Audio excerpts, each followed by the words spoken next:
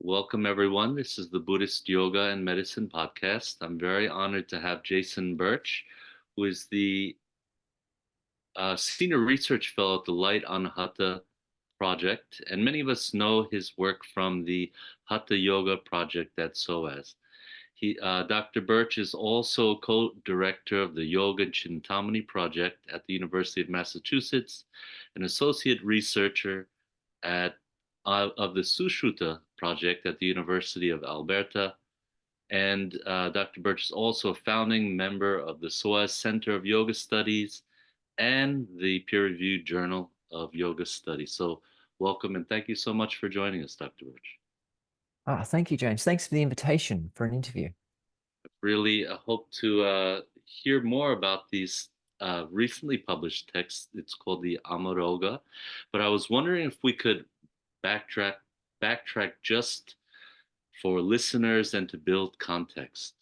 So some of the thoughts that came up in reviewing this recently published work uh, was the relationship of Hatha and Raja Yoga. So I'm wondering if we can go back to one of your earliest published, actually your thesis on the Amanasaka Yoga. Mhm.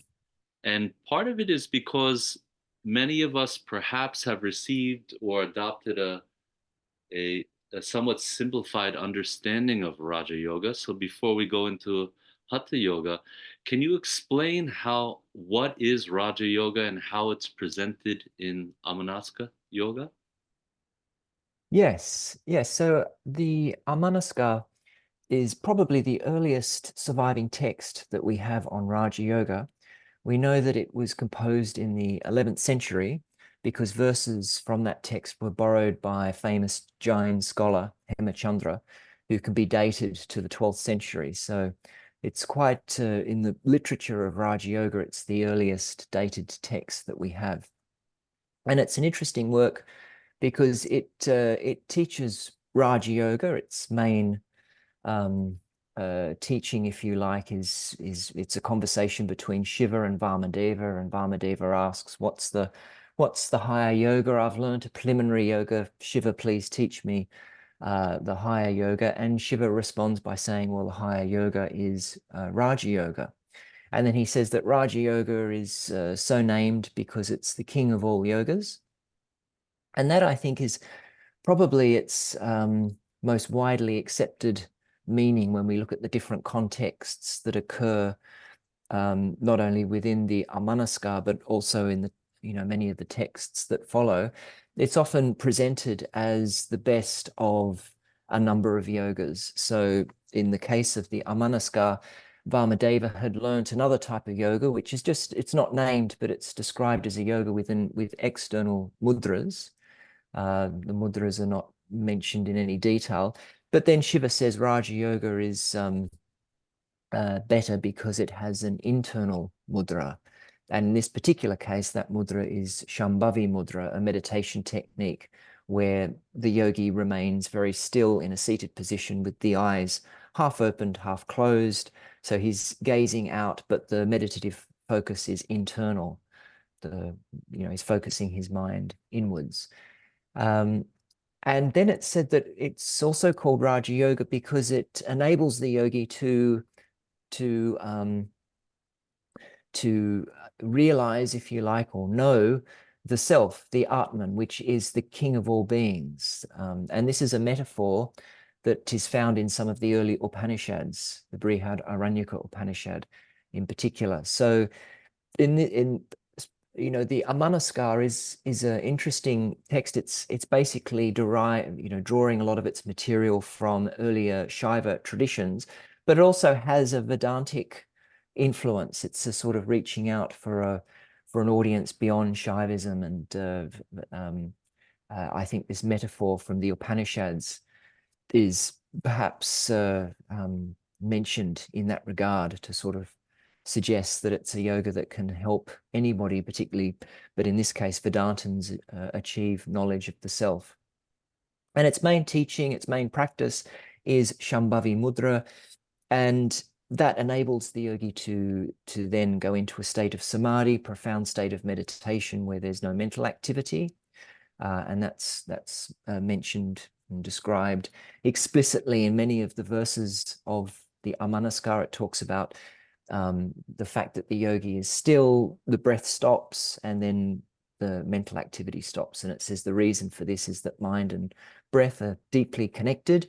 When one is active, the other is active. So when you stop one, the other stops. And so this is, perhaps you might say, another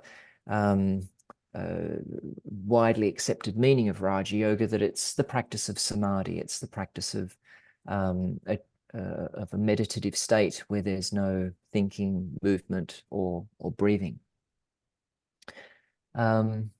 So that's the interesting thing about the Amanaskar, is that it's a polemic text. So anything that doesn't fall within the range of that practice usually gets criticized. And that ranges from common forms of religious practice at the time, which of course were ritual, Brahmanic ritual practice, various forms of study and learning, the philosophical systems that one might also at that time have studied to achieve liberation, and other systems of yoga. It denigrates the practice of pranayama. It says pranayama is completely unnecessary, because if you practice Shambhavi Mudra and you can achieve samadhi that way, well, then the breath stops, because mind and breath are connected. There's no need to stop practice stopping the breath first with Kumbhaka, because all of that effort really is a waste of time if you can stop the mind first. So yes, it's a polemic text, and it doesn't mention Hatha Yoga by name. And as I mentioned before, Vamadeva doesn't mention the name of the yoga that he practiced, but it does make it clear that the author's not a fan of Hatha Yoga, not a fan of pranayama. It also mentions mudras and karanas, which could be an oblique reference to Hatha Yoga. It mentions Vajroli Mudra, not by name, but it describes the practice, and it says that's unnecessary. In fact, it says it's futile unless you're practicing Raja Yoga. So the way I understand Raja Yoga, it's a sort of an attempt by Shaivas at the time to elevate their own understanding of yoga as a practice that could be achieved through Shambhavi Mudra, which has a history within Shaivism before the Amanaskar. There's references to wide-eyed Shiva that devotees would imitate through the practice of Bhairavi Mudra, which is described in the same way as Shambhavi Mudra. And we find that in the writings of Kashmiri exegetes. So it was certainly known in North India, probably around the 10th century. And I'd say the Amanaskar is probably quite close, perhaps not Kashmir, but certainly North India. The North Indian recension is probably the oldest form of the text, and then it did go to South India, but more verses were added, and the text was changed slightly. And then there's also a Nepalese version that's more recent. So it had a wide circulation in the Indian subcontinent, but yes, its origins are probably around the 11th century in North India. Reading into this text, is the term intertextuality, useful or appropriate for some of these Hatha Yoga texts and Raja Yoga texts? And the Yeah. question is also because of sometimes I looked at some of the commentaries that you had translated and quoted, and sometimes this Raja Yoga is referred to as a state or samadhi, but you're saying there's a method associated, Shambhavi Mudra. But I was wondering if there's a tension that we're finding in texts of these genres around effortlessness, or I think you used the term leap over, like a direct approach, whereas Mm, where some of these other yogas are looked at as progressive or in a schema of angas or something. mm. But it seems like there's this tension that gets reworked in the understanding of what is Raja Yoga and Hatha Yoga. as a state. Mm. Does any of this bring it? There's a lot. There's a lot there in that question, James. There's three or four questions, so I just made a few notes so I can answer each of your each of the points. So intertextuality is a salient feature of this literature on yoga. We find a lot of borrowing between the different texts and reworking of material. And it's basically through studying that, by looking closely at the textual parallels, not just between yoga texts, but also some of the earlier literature in Shaivism, that we can sort of start to see how these yogas developed over time. How, for instance, the Amanaska's notion of Raja Yoga, which is this sort of practice of Shambhavi Mudra, it's the best of all yogas, how that became paired in later texts with Hatha Yoga. And this is something that we see in the Amaraugha, where actually Hatha and Raja Yoga are two of four yogas. They're also taught with mantra and laya yoga. And this fourfold scheme seems to be based on the four types of student. So there's no intertextual borrowing between the Amanaska and the Amaraugha, but we see some of the themes, some common themes between the two texts with regards to Raja Yoga. It's the best of, in the case of the Amaraugha, it's the best of the four yogas. The first three are practiced in order to achieve it. And Raja Yoga is really the only yoga that enables the yogi to achieve liberation. The other three are sort of preliminary practices, if you like, a bit like what Vamadeva was saying at the beginning of the Amanaska. And of course, we also see intertextuality, borrowing and reworking of material between the Amanaska, the Amaraugha, and the Hatha Pradipika.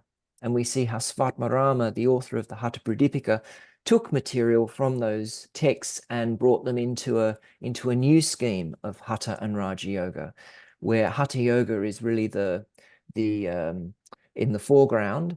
It's the main practice that everyone has to do, regardless of their abilities. It doesn't depend on four types of student.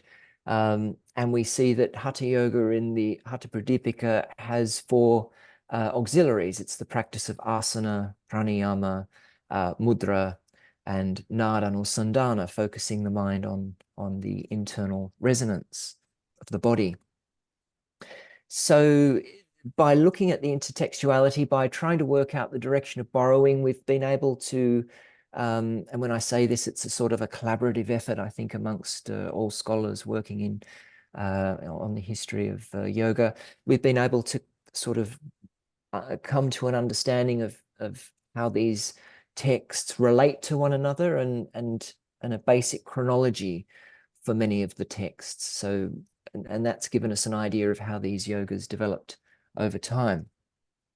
So with regard to Shambhavi Mudra, yes, it's an integral part of the practice of Raja Yoga in the Amanaskar, but in other texts that that teach Raja Yoga, Shambhavi is not always mentioned, not always part of the practice. So in the Amaraugha, it's really the first three yogas that are practiced in order to achieve Raja Yoga. That's mantra, laya, and hatha. And hatha yoga doesn't involve the practice of Shambhavi mudra in the Amaraugha. It's more the practice of three other mudras, Mahamudra, Mahabandha, and Mahaveda.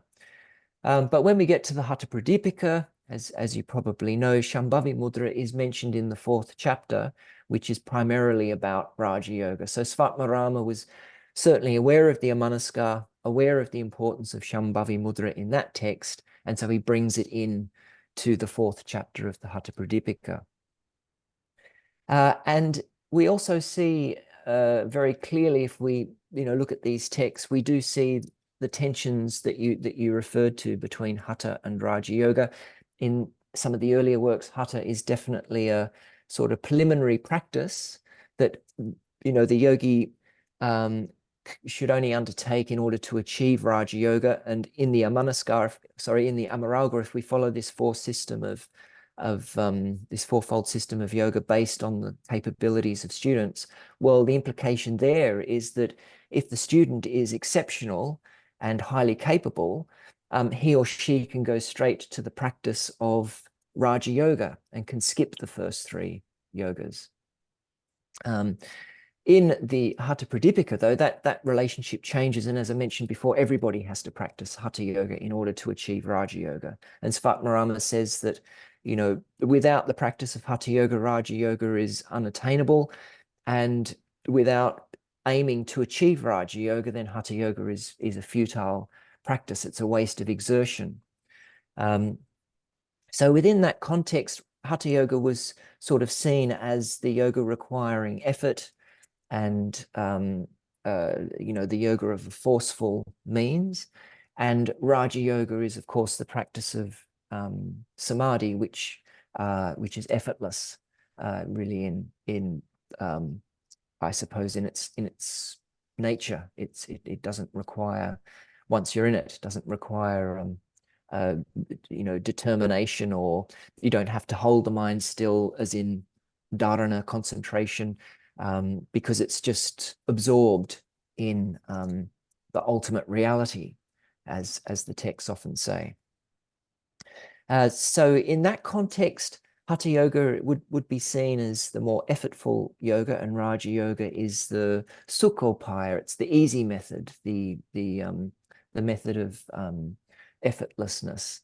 And so in the Amanaskar, where Raja Yoga is really the focus, Hatha Yoga is, or a lot of the techniques are dismissed as being unnecessary because they require effort. But in the Hatha Pradipika, where Hatha Yoga is a necessary, where the physical practices, you might say, are a necessary means to achieving Raja Yoga, well, when the two are combined, Hatha Yoga is you know, the practice of Hatha Yoga is justified on that basis. So yeah, so I would say that the relationship between the two changes over time, and that to some extent defines how yogis perceived them. I realized that on reading these texts, I might have glossed over, take it for granted. I was looking at the Dattatreya Yoga Shastra, so it has this enumeration of 4 yogas. So this is a common schema that we find in texts of this period, of this genre. Yeah. Is it a kind of a generic enumeration, or within, say, a Shaiva practice context, would one preceptor be aware of these different forms of yoga and based on the competency or adhikar? Is this a generic uh, schema that is just reproduced, and or does it reflect something about the religious context at that time, like the yogas at that time? Yeah, I think, you know, it serves this scheme of 4 yogas, I think, served several purposes. Within the Amaraugha, I think one of the purposes was to enable Shaivas to integrate other types of yoga and within a hierarchy. So we're very aware that the practice of Hatha Yoga with the 3 mudras in the Amaraugha, which is Mahamudra, Mahabandha, Mahaveda, very physical practice that's done in sequence, that practice was being borrowed from a Buddhist Vajrayana tradition. And we know that because the descriptions, the terminology, and the fact that the practice of these 3 mudras is also connected to the attainment of 4 stages of yoga, and that within these stages there are meditative voids, particular sounds within the body, and various blisses that arise as one progresses through the stages. All of that is duplicated, if you like, within the Amaraugha, with some of the with a lot of the Buddhist terminology written out, but enough of it there so that you can sort of see that the 2 systems, along with the physical practice, are clearly connected, clearly the same in many respects. There are differences, but in the main, it's the same practice with the same 4 stages of yoga. So in that case, I feel that the 4 yogas was a way that Shaivas could appropriate another practice, a Buddhist Vajrayana practice, and put it within a hierarchy so that Shaivas could see that it was really a means to attaining a Shaiva form of yoga, which was Raja Yoga, the best of all yogas. And so in this case, Hatha Yoga, which at the time would have certainly have been known by many people to be related to a Buddhist practice, they would have known that it was an auxiliary. It was a lower sort of practice that you do in order to achieve a higher type of yoga. But I also think the fourfold scheme had a practical value, and it enabled gurus perhaps to allocate different practices based on people's capabilities, as I mentioned before. But that didn't hold steady in the centuries that followed. In the Yoga Bija, we find that these four yogas are configured within a sequential practice where one starts with the practice of mantra yoga and then moves to Hatha yoga, and then from there Laya yoga, where the mind dissolves, and then that leads to Raja yoga. And then we sort of see in the Hatha Pradipika how the fourfold scheme was collapsed in a sense, and mantra yoga is excluded. It's sort of seen as unnecessary. Laya yoga is some of the teachings and terminology of Laya yoga are really combined with teachings on Raja yoga in the fourth chapter of the Hatha Pradipika. And then Hatha yoga is expanded greatly to include more techniques, and if you like, a more prominent role, because it's the necessary, it's the one and only necessary means for achieving Raja Yoga. Kind of skipping ahead, it might be from Hatha Pradipika or a comment you might have made, but as we get into the Amaraugha, there's some of your introductory articles. I was hoping you could clarify this point. Um, One, in light of Nada, Anusandana, and the Bindu related practices or processes. So, what are we seeing that typifies Hatha Yoga in terms of Nada Anusandana and the Bindu practices, and how are they represented in Amrita Siddhi, Amaroga, and Hatha Pradipika? Any of these threads? So the practice of Nada Anusandana is basically meditating on the internal sounds that arise through the practice of yoga.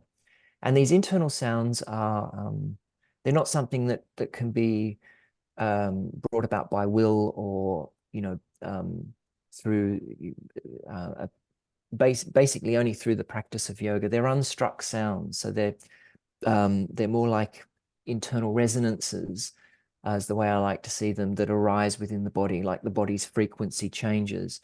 And in the lower stages, these are coarser sounds, like the sound of a kettle drum and so forth. But then as you go into the higher stages of yoga, the sounds become more subtle, more refined, like the sound of a lute, or a flute within the body. And these are related to the four stages of yoga in the Amrita Siddhi and the Amaraugha. And as I say, as one moves through the stages, the sounds become more refined. And then when you reach the last stage, that's when, in the case of the Amaraugha, that's when Raja Yoga ensues. It's when the mind becomes dissolved and the yogi can sit in probably a silent, something that transcends the nada. It's probably completely silent and still state of meditation. So Nada-Anusandana is a means to achieving that. With regards to the Bindu practices that you mentioned, well, of course, within the Amrita Siddhi, it's the idea of moving generative fluids, both semen and rajas, which would be a woman's vaginal fluids, up through the central channel to replenish the moon, this sort of reservoir of nectar that's in the head, so that the yogi becomes immortal. Well, that's a very, very important part of the Amrita Siddhi's teachings, and it has many chapters discussing that and how it is supposed to happen through the practice of yoga. The Amaraugha acknowledges the importance of Bindu and says that it's, one of two great medicines that the yogi needs to know, the other one being nada. But it doesn't really discuss it in relation to Hatha Yoga. In fact, Bindu is not mentioned at all in the section of Hatha Yoga. And it also says that even though one might know Bindu and Nada without the help of a guru, that knowledge is inadequate, insufficient. So it sort of, in a sense, well, in my view, downplays the role of Bindu. And we also see that sort of marginalized approach to the Bindu practices in other early Hatha and Raja Yoga texts, such as the Yoga Bija that I mentioned before.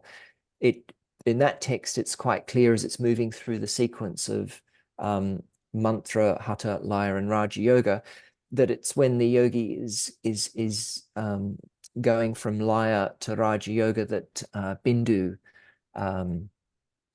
moves upwards. So it's as though it occurs incidentally with the practice of the four yogas. And I think that was probably the view of Shaivas in this early period. They acknowledged that, yes, moving Bindu upwards was important, but it wasn't something that they necessarily strove to achieve through celibacy or through Vadrali Mudra, because in a lot of these early texts, Vadrali Mudra is not taught. The exception is the Dattatreya Yoga Shastra. But they believe that it probably happened just through incidentally through the practice of Raja Yoga or the attainment of Raja Yoga. The Amaraugha, to give another point on that, the Amaraugha does mention celibacy. It says avoiding fire, women, and roads. Roads being, I suppose, an area representing activity and worldly life. Is important, but only in the beginning of practice. The implication being that once your practice is established, you could probably live more freely. And it also redefines, it mentions Vadrali Mudra, but it doesn't describe it as a practice that one needs to do in the physical sense, where one draws sexual fluids up through the urethra back into the body.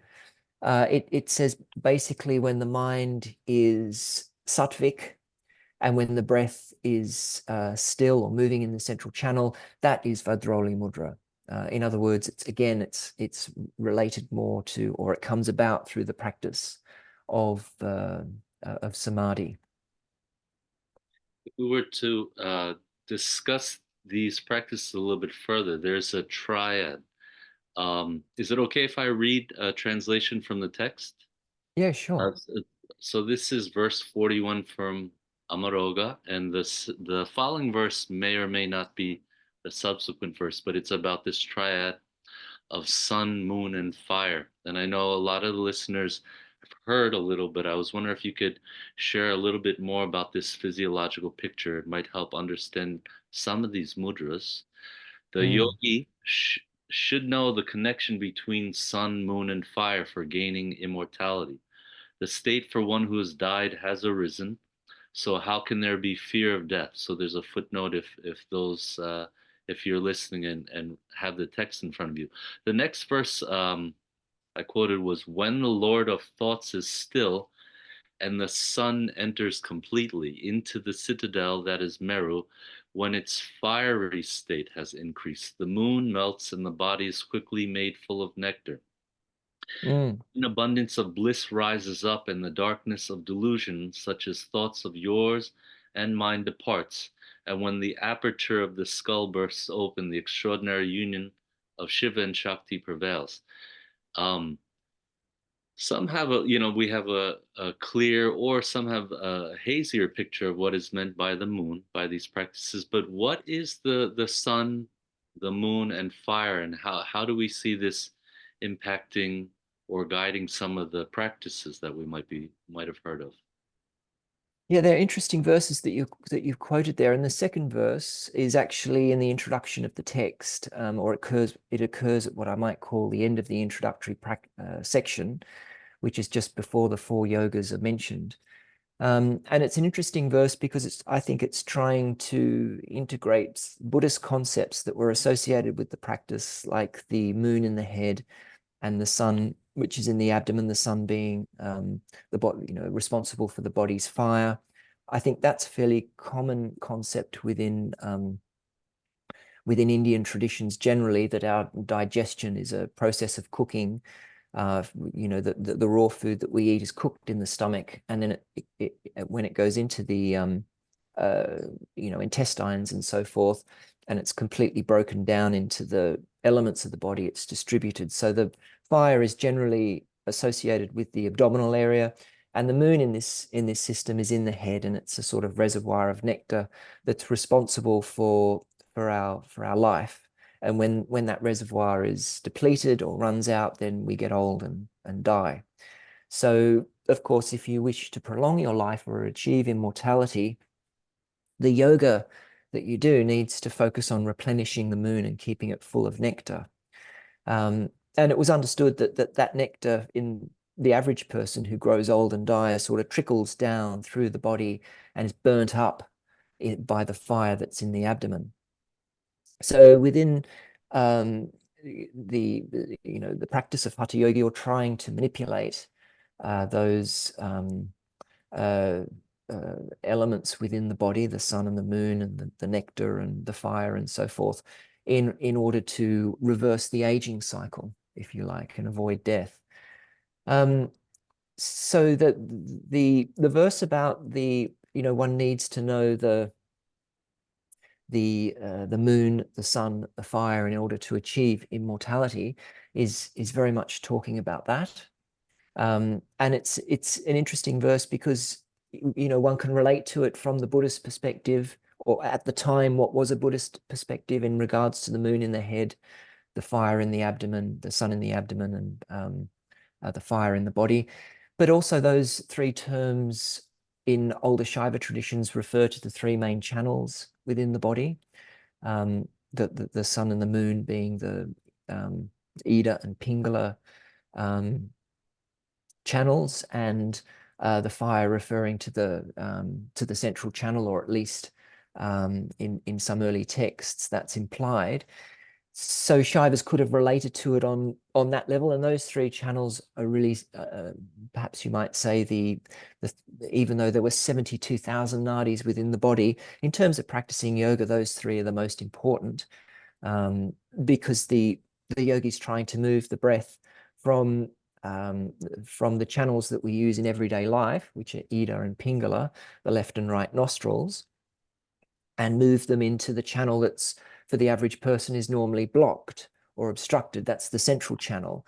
And it's blocked at the base. In Shaiva traditions, it's actually blocked by Kundalini, by the mouth of Kundalini, covering the opening at the base of the body. And then within the Amrita Siddhi and the Amaraugha, it's also blocked by three knots, three grunties within the channel itself, which have to be cleared through the practice of yoga so that you can move the breath fully into the central channel. And that's something that's explained at length in both the Amrita Siddhi and the Amaraugha. With the verse that you mentioned after that, which is about moving the sun and the moon into the central channel so that you can bring them together, and then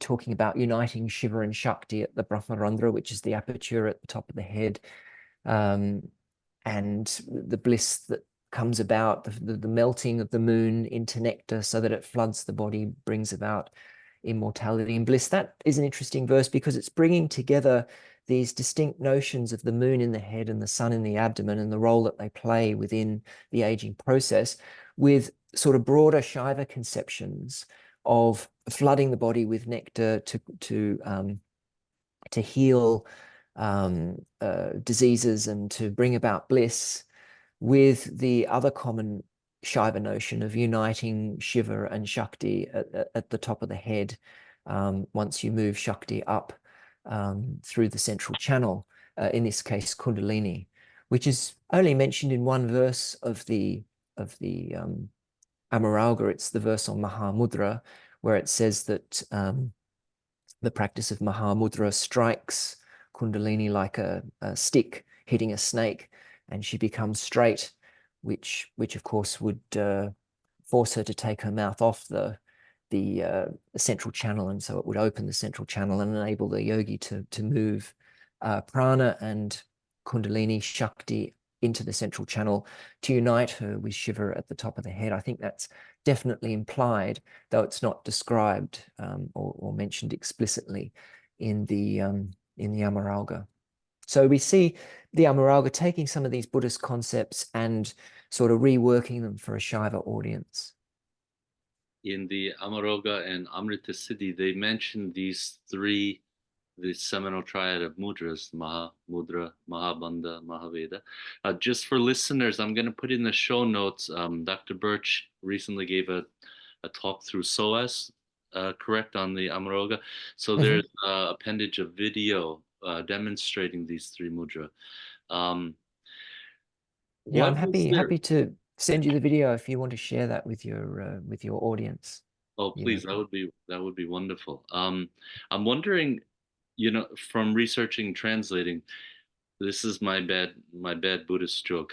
But we we took a little hit with the Samvara tantras, and we've it's possible that the liturgy or the texts themselves have been modeled after the Shaiva corpus or the Yogini tantras. When you look at a text like Amaraugha, uh, does it seem like a unilateral reception of ideas, or what are you getting from all of the research and translation? Was it the adoption of Buddhist practices and ideas, or is it still a kind of milieu where a lot of these practices are shared? Please. Yeah, I think that in the case of Hatha and Raja Yoga, these yogas are coming together and being formed by an interaction between Buddhists and Shaivas, an exchange of ideas, and traditions sort of taking material from another tradition and incorporating it into their own, and modifying it, reworking it for their own community.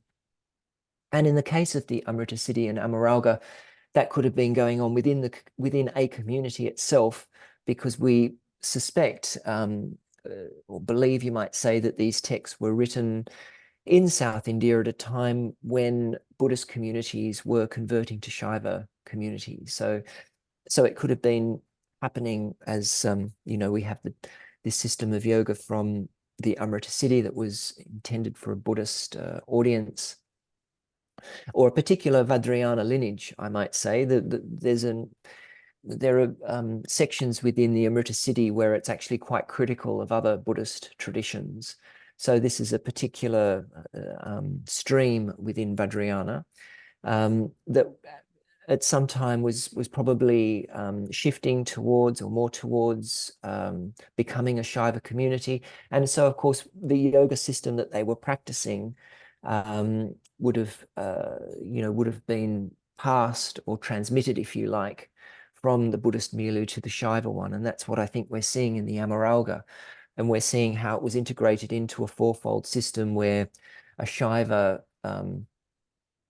understanding of samadhi was the main goal and the main type of yoga of that system, and the physical practice was really integrated as an auxiliary practice for achieving Raja Yoga. So we see within the Amrita Siddhi itself some elements that have been borrowed from elsewhere, such as the term Jivan Mukti, which of course is used in Vedantic and earlier Shaiva traditions. And that concept, the idea of being liberated while alive, is certainly fundamental to Buddhism, but they didn't often use the term Jivan Mukti to refer to that. And what we see in the Amrita Siddhi is a whole chapter devoted to Jivan Mukti.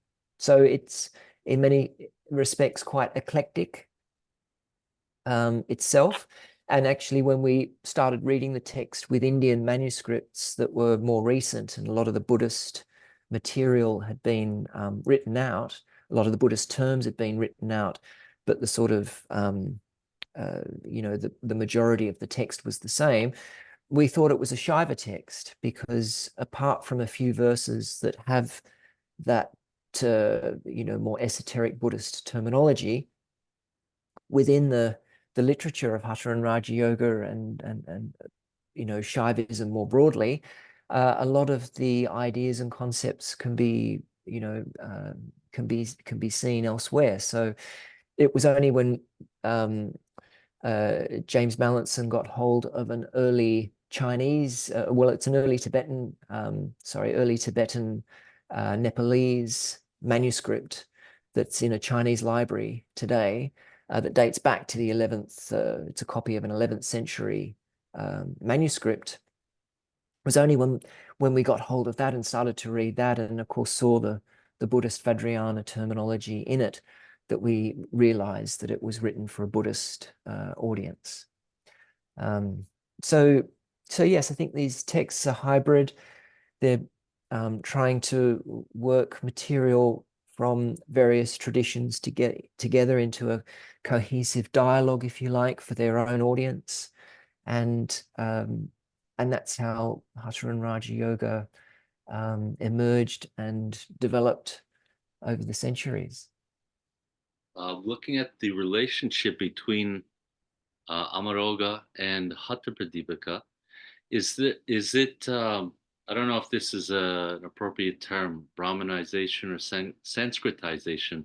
When we look at some of these later Hatha Yoga tracks or texts, they seem to appeal, like you were saying, to Vedantin commentators. Is this does this take away at all from the character of these texts or what they're doing? Jyotishna, Brahmananda's Jyotishna, he was a Vedanta, correct? Jyotsna. Yes. I think so. I mean, yes. Not much is known about him, about his background. I mean, but yes, he was a Vedantin, but had a slightly different slant. So which tradition of Vedanta, I'm not entirely sure, but obviously a tradition that thought the practice of yoga was a worthwhile pursuit. So strict followers of Shankara, of course, had a more ambiguous relationship with yoga, and felt that it could play a small role of purifying the mind that would then enable one to understand perhaps more quickly the truths of the Upanishads, but that it wasn't really necessary for achieving liberation or even for achieving that. It was more, again, a preliminary practice. But to go back to your earlier question about the Sanskritization or the Brahmanization of yoga, or Hatha and Raja Yoga, perhaps more specifically, I think that these texts are clearly situated within a Siddha lineage that's coming from Vajrayana Buddhism and Tantric Shaivism, and that perhaps what we're seeing with the codification of their teachings is a sort of an aspect of their practice, or you might say probably a simplified basic schema of their practice that was being presented for a wider audience. So the need for initiation or belonging to a particular lineage is not mentioned in any of these texts. It really seems that it's up to a guru. The only requisite, if you like, is that one needs to find a guru who's mastered these particular yogas, and then I suppose it would have been up to the guru as to who that might be taught these yogas, if any initiation was necessary, or if there are any other criteria. It was probably up to each individual guru and the Siddha lineages that were teaching, or at least considered to be the masters or the professionals of these types of yoga, never sort of stipulated the sectarian I suppose the broader practice of their religion and their religious way of life as a necessary part of these yogas. These yogas are really more something that people would have done in conjunction with their particular religious tradition, and that's something that's stated explicitly in the Dattatreya Yoga Shastra, that it doesn't matter whether you're a Brahmin, a Buddhist, an ascetic, you know, a Kapalika or a materialist. As long as you do these particular practices, you get the reward, you get success, which was liberation in life, in this case. So yeah, so I think they were written for a wider audience to promote the particular yoga of a certain lineage, and Sanskrit was at the time, you know, a good way to cross regional divides within India, because regions had their own vernacular languages. So if you wanted the teachings of your tradition to go beyond the borders, then Sanskrit was the lingua franca in many respects. And yes, so I feel that it was, yes, that was basically the role that Sanskrit texts, that also, of course, brought in elements from wider traditions such as Vedanta, you mentioned, you know, would have made the teachings appeal to a much wider audience. I was wondering if you could give us a little bit of a perspective on what happens after. So some of these were, sometimes we call them medieval yogas or texts, and in the pre-modern eras, um, it seems like there's a proliferation of asana. There's more techniques that are explored, and maybe even the style of composition. There's a work that so I just two things I was hoping listeners can follow up on. One is a more recent article in the Journal of Yoga Studies. I think one of the texts was Yogasana Mala or Yoga Pradipika. Yes, So Yogasana and the Yogasana Mala. Yep. so listeners might be familiar with Dr. Birch's work on Hatha Abhyas Padati. So there's these articles and research that's looking at asana into the modern period. And then there's a text that you are, I believe, helping translate, the Yoga Chintamani. And you had Mhm. previously mentioned the language is different. It draws on a lot of this. Can you give us a sense of what's happening in these next centuries and in these specific bodies of literature?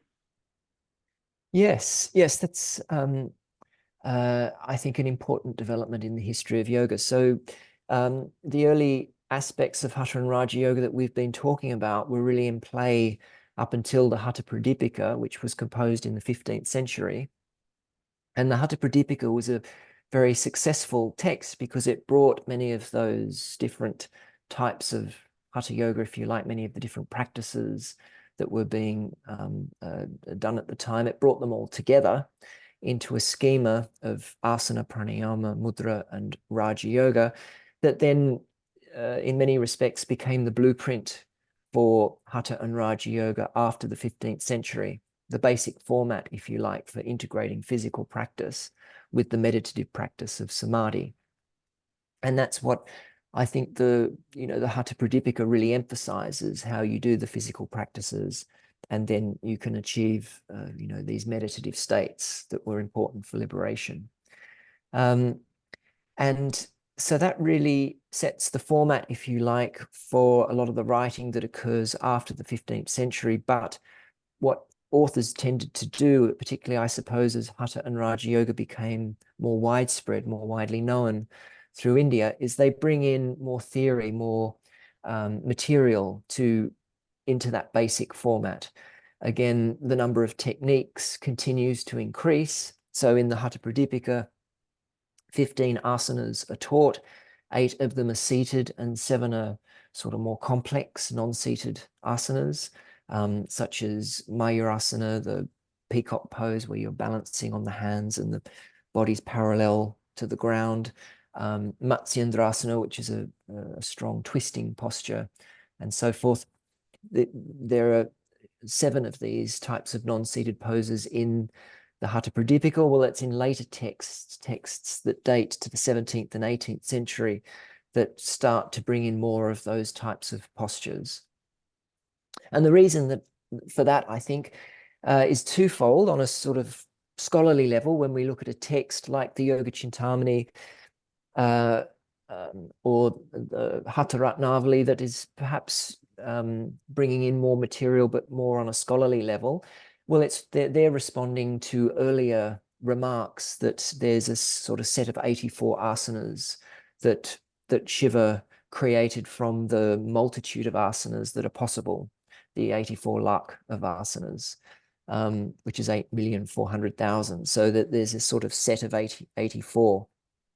And that's mentioned in the Hatha Pradipika, but as I say, only 15 are taught.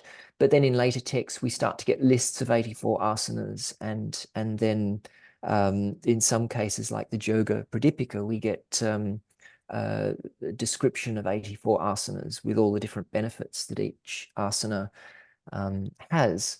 And I think that that's perhaps one reason why more asanas were being brought in to the practice of Hatha Yoga. We have to remember that the early traditions, such as the Amaraugha, the Dattatreya Yoga Shastra, the Vivekamartanda, all of these early texts tend to teach only 1 or 2 asanas, which is because really to practice Raja Yoga and pranayama, if they were teaching pranayama, all one needs is a seated position. So they tend to teach either lotus pose, Padmasana, or the Siddhas pose, Siddhasana, and that's about it.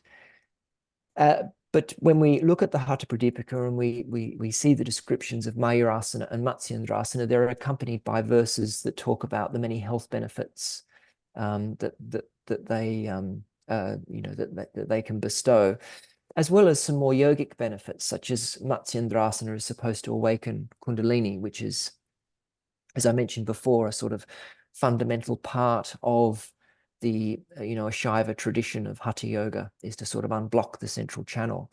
So it seems that they thought Matsyendrasana was helpful towards that end. Yeah, so the literature written after the 15th century brings in more techniques, more asanas, more pranayamas. There's 8 in the Hatha Pradipika, and then we get texts like the Kumbhaka Padati, which are teaching up to 75 different types of breath retentions. We get other texts bring in more mudras. So the basic set of 10 in the Hatha Pradipika is expanded to 25 in some texts. And we also start to get more theory. So if we look at a text like the Hatha Sanketa Chandrika, that was written by Sundaradeva, a practicing physician, a Vaidya, in Varanasi in the 17th century, he starts to bring in more discussion of the chakras, the yogic body. He talks about different remedies that a yogi who's just starting out in the practice can resort to if he or she becomes sick while practicing and doesn't necessarily have the knowledge or the skill of practicing yoga at that point to heal themselves. Well, then he brings in other remedies for that. And there's a lot of discussion, and this is also the case in the Yoga Chintamani and more scholarly work as well. There's a lot of discussion around practicing yoga at the right time and in the right place, what to sit on, what to practice on, and all of that type of stuff. So more theory comes into yoga texts at that time, and these texts get bigger and bigger and bigger as a result of that. The Yoga Chintamani has been estimated to be around 3,500 verses, whereas the Hatha Pradipika is perhaps in its earliest recension barely over 400 verses. So we get bigger and bigger texts being written in the early modern period. And just one last point, what we also see is the practice becomes more sophisticated in many respects. As you mentioned with the Hatha Abhyasa Padati, we get this practice of asana that's being taught in 6 sequences. There's repetitive movements, and a lot of there's some breath retention, methods involving fixing the mind, focusing the mind, and so forth during the practice of focusing the gaze as well during the practice of asana. So yes, we also start to see in the early modern period practices becoming more developed, more sophisticated within uh, the milieu of yoga, if you like. These practices, these asanas may have a prehistory. They may be older than what we are seeing in the text, and in some cases, the iconography, temple walls and so forth, tells us that a lot of these non-seated poses go back to perhaps the 15th century or before. But what we see is within the textual history is that it's around the 16th or 17th century that we're starting to see how these physical techniques are being brought into systems of yoga and how they're being developed, within that tradition. I guess some of the last questions is how prominent was Yoga Chintamani? Was it in circulation, and also the two works of Sundardeva? Yeah, Mm. were they being read, and are we finding authors in 18th, 19th century that are continuing? Yes, we do. We find in the case of the Yoga Chintamani, which is, as I mentioned, a big text that has a lot of citations from Brahmanical works, such as the Puranas, the Mahabharata, the Upanishads, and so forth. We're seeing later authors of compendiums, and this is also, and commentaries, such as the one you mentioned, Brahmananda's Jyotsna, composed in the 19th century. We're seeing learned authors using the Yoga Chintamani as a reference book, where they can then borrow some of Shivananda's commentarial remarks on yoga, and also some of the citations that he used. And we can see that happening because he manipulated the citations that he used when he took the material from earlier texts. So, for instance, with the Amanaskar, when he borrowed material from that text, he changed the name, he called it the Raja Yoga, and he also often changed the order of the verses. So the citations in the Yoga Chintamani are quite unique in many respects, and we see those unique citations reoccurring in later works, such as Brahmananda's Jyotsna, and Sundaradeva's works, and so forth. He was certainly borrowing from the Yoga Chintamani. There's also quite a few manuscripts of the Yoga Chintamani, at least 20 that I'm aware of, that are distributed around the Indian subcontinent, from the far north right down to the south. We've got a couple in Grunta script. So it obviously had a fairly wide circulation. And the Jyotsna by Brahmananda was composed in Maharashtra, and that seems to be an area where there's where the Yoga Chintamani was transmitted and perhaps had quite an influence, on at least the textual production that was occurring in the early modern period, but perhaps also, and it is speculative, but perhaps also yogis who are practicing. And to round out here, is there anything that what can we look forward to in just kind of the future of translation research and understanding? Are there other works that you are eyeing to work with or translate later? And then also, how can we follow up with the Yoga Chintamani? Yeah, so James Mallinson and myself are still working to finish the texts that were the focus of the Hatha Yoga project. So he's about to publish the Dattatreya Yoga Shastra, a critical edition and translation, along with a lengthy introduction. And I shall soon publish a book on the Yoga Chintamani, not the whole text, but just the section on asana in both the original work as well as a longer recension that added more material to the original work, to give us what I think's probably the largest pre-modern survey of asana that we have. And that includes a lengthy introduction about the general history of the Yoga Chintamani, its author, the area and religious tradition in which it was composed, and so forth. So sort of trying to establish the broader history of the text and its content. And then after that, we have the Yoga Bija, the Yoga Taravali, and a section on asana from the Hatha Sankita Chandrika that I've been working on for the Hatha Yoga project. And Jim has also been working on the Goraksha Shataka and the Viveka Martanda, which he will publish. And beyond that, I want to also, of course,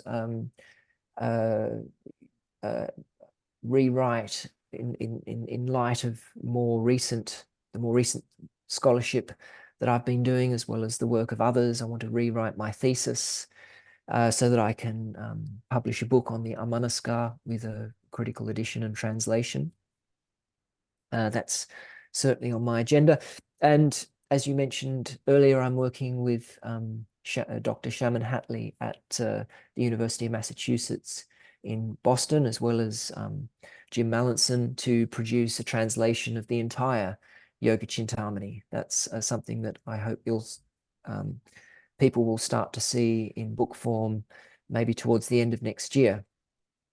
And of course, something else that your audience can access now at hattapradipika.online is a preliminary edition, or a beta version in the language of the computer world, of the Hatha Pradipika. So there's been a project at SOAS and the University of Marburg, a collaborative project where we've been working, Jim and myself have been working with scholars from Marburg University, Jürgen Haneda, Mitsio Demoto, and Niels Lerge, to produce a new edition of the Hatha Pradipika based on our efforts to consult nearly 200 manuscripts of the text, and in light of the work that we've done on a lot of the earlier texts, such as the Amaraugha. So that's should be completed by the end of this year. So a lot of these resources are out there. Many of us, I'd say yoga files, have tracked them down and been reading them, but I'll put them in the show notes. I just want to take the time to thank you, because your work and contributions have really shaped our understanding of Hatha Yoga and yoga in general. So I just want to take the time and say thank you very much for all that you've shared. Oh, thank you, James, and thanks so much for your interest in my work. It would be quite pointless without people like yourself reading it and and taking an interest in it, and thanks in the past also for many of your questions and the discussions that we've had. So I really do appreciate your support over the years. Thank you. So thank you, Dr. Jason Birch. It's been a wonderful interview, and we will all follow up with your future publications. So thank you so much for joining us today. Okay, thank you, James.